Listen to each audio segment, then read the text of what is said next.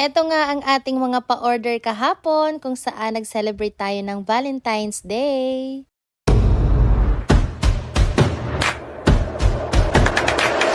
Hello mga sukig! So, kamusta naman? Belated Happy Valentine's sa inyong lahat. So, lahat ba nakatanggap ng flowers, chocolates, balloons, or cakes? Kung oo, ay di sana all. O siya, kahit ano pa man ang natanggap nyo, or kahit doon sa mga walang natanggap, gusto ko lang sabihin sa inyo na you are loved.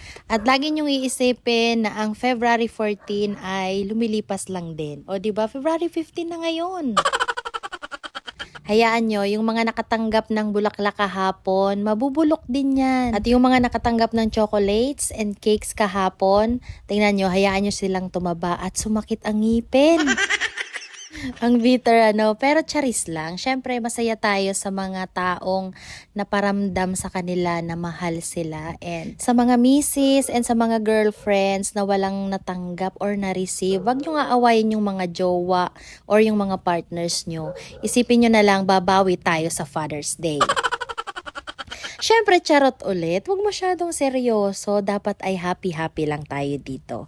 So, for today's video nga, mga sukeks, bago pa man matapos etong ating vlog, share ko lang sa inyo yung ating mga clips kahapon kung paano ko ginawa yung ating mga order. So, here sa part na to, nag-icing ako and naglalagay ng ganache sa mga cupcakes. Supposedly, etong mga cupcakes na to ay dapat ngayon to order ni Mami Jen. Pero dahil may program sa school kanina, so dapat kasi ang birthday ng kanyang anak ay isi-celebrate ngayong araw. Pero dahil nga merong program, inusog at ginawang February 14 na lang para hindi magkasabay-sabay doon sa program nila dapat kanina.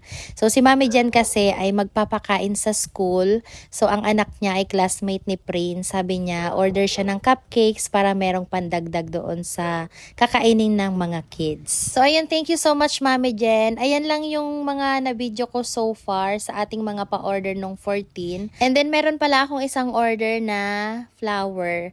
So, sabi ni Chad, gusto niya daw i-surprise yung mama nila. Sabi niya sa akin, kung pwedeng hindi daw bouquet yung orderin niya, isang flower lang daw. Tapos, instead of yung bud or yung bulaklak mismo, ay palitan ko daw ng isang perasong 500 bill. So, sabi ko, hindi ko natatanggalin yung flower kasi dun ko na lang ididikit yung 500 bill. Nasasayangan kasi ako kung tatanggalin ko pa yung flower, kaya sabi ko, hindi ko na lang tatanggalin. And then sa card, nilagay ko din yung to mama and from Charles and Chad. O diba, ang sweet lang ng magkapatid na to. Sabi nila sa akin, ako na ang bahala kasi hindi sila makakauwi nung time na February 14. So ayan, meron din silang in-order na bento cake para sa kanilang mama. Ayun lang naman mga cakes for today at ang mga kaganapan kahapon. Thank you so much for watching. Bye!